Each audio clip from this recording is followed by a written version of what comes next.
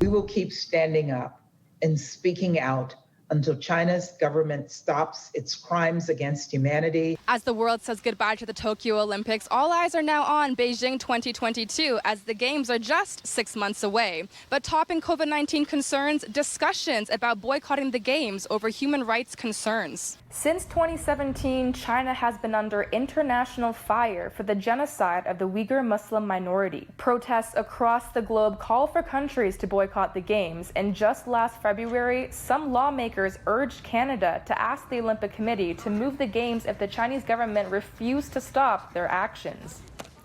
Beijing. The IOC chose Beijing 7 years ago. And I think that was a time when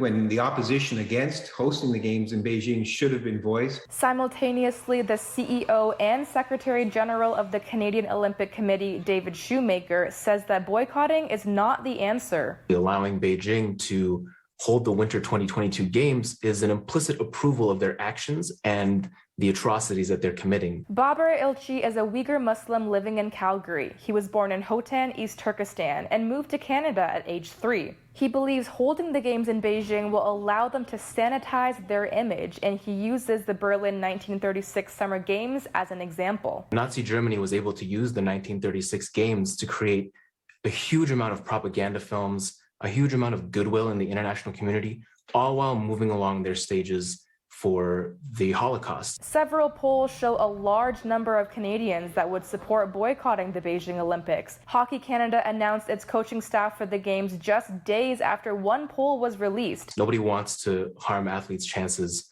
of, taking those years of training and showing it to the world.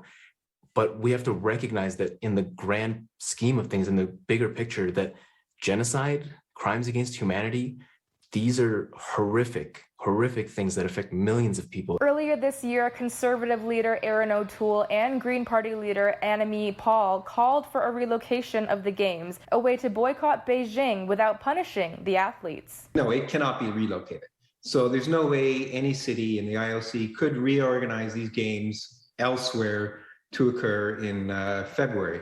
It's not going to happen. He adds that ship has sailed and points to Tokyo as an example of how difficult it was to simply postpone it due to the ongoing pandemic. In Calgary, Kristy Kilburn, City News.